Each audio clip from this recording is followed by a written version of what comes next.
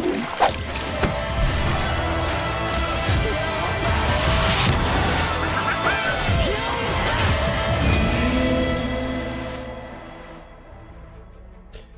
guys, Scarra here, and I'm recording a video talking about builds in Teamfight Tactics. I wanted to get this video out before the release of the official Teamfight Tactics onto the main client.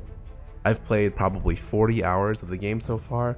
I had a lot of success and failure with a lot of different builds, and I wanted to share with you my knowledge and my experience. I wanted to bring up 4 comps that worked for me in TFT.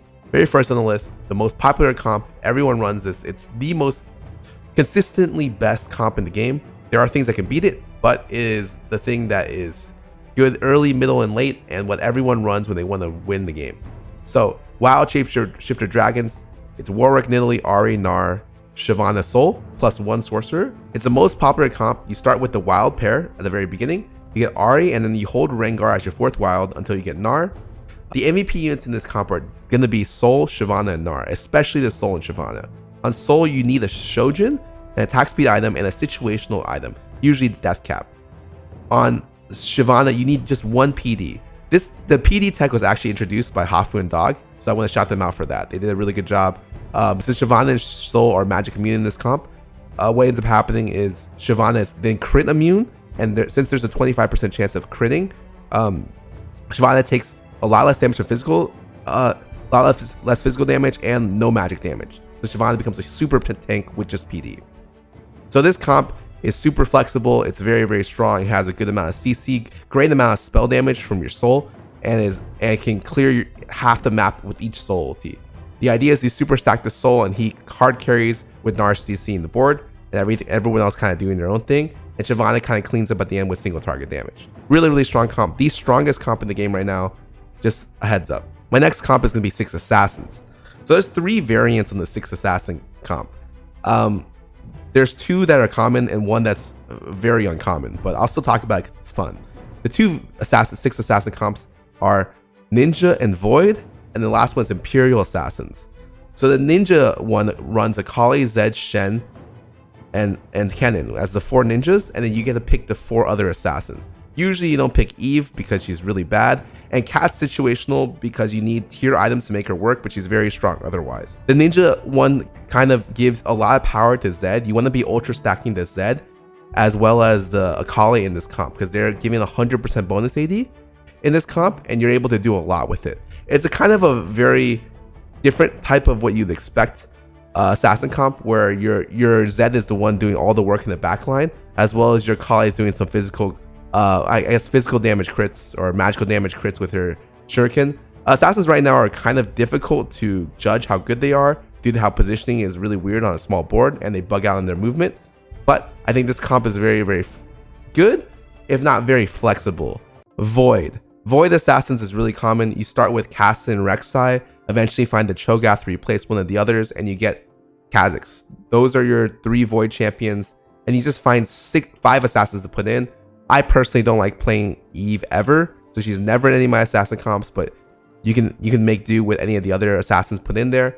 In this comp, you can kind of choose what you stack. Again, remember, Kat needs tier to be effective.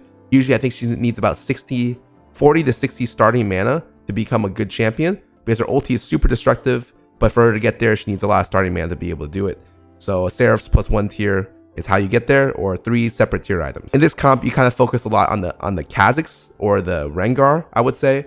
This is definitely a comp where you stack not the ninjas if you can, unless you get a tier 3 Zed. You're stacking stuff like the Rengar, or you're putting a ton of items onto the Kha'Zix. Shojin is really popular at Kha'Zix, as well as 1 defensive item, and maybe Rage Blade or Rapid Fire. It's really, really good. The last one, the funniest one, is Imperial Assassins. This comp requires Darius, Cat, Draven, and to some extent Swain, which is why it's very, very difficult to get, because no comp should run a legendary unit because they're so hard to obtain. So it's an inconsistent comp for sure. You can run it without that. You can just run it with 3 or 2 Imperials. But the way this comp works is you turn Draven into an assassin with Spatula. You use Spatula plus BF Draven into assassin. You run Cat Draven plus 4 other assassins. It's very, very powerful. Draven can crit a disgusting amount. You ultra stack the Draven in this comp with Rapid Fire plus whatever you want on it, like BT, defensive items. That's it. And he can just 1v9 because he crits for a stupid high amount. The next comp I'm going to talk about is Ranger Knights. Ranger Knights is definitely one of the most consistent comps alongside the super comp of Wild Shapeshifters. This is a comp that I probably run the most on the PvE. It consists of going 4 Knights and or 4 Rangers. It kind of depends on what you get. You start usually with a noble transition. So you start with like Garen, Vayne plus one of the nobles, and you transition that into getting more Rangers. You pick up the Varus, pick up the Ashe, and you get more Knights. Pick up the Mordekaiser, the Garen, or sorry, the Darius. It's very common to go 4 Knights and then transition to 4 Rangers after.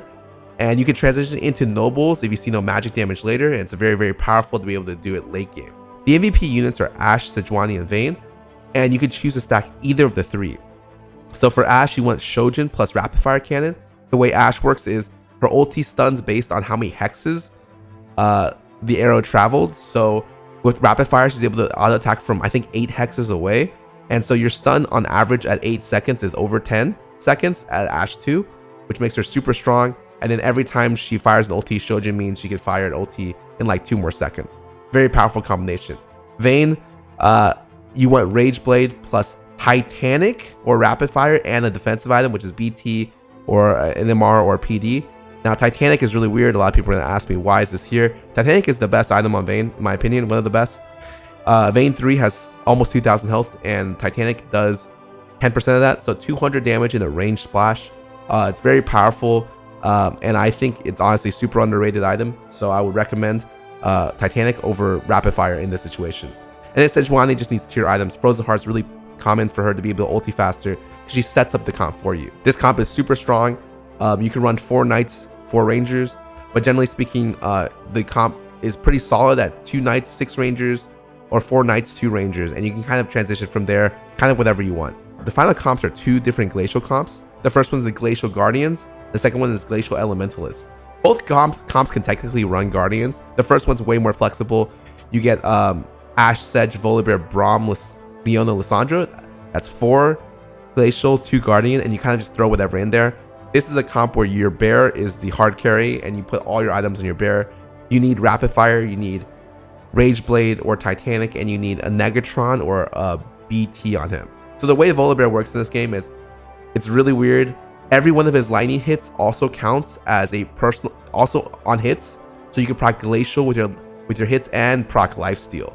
So he's used as a super tank and super carry. And this comp is just him killing everyone while he's your Glacial CC carry and damage dealer. So it's really, really interesting. It is definitely a comp that is very effective when you get late game with it, but it's a comp that's very hard to build like the Bear 2 or Bear 3.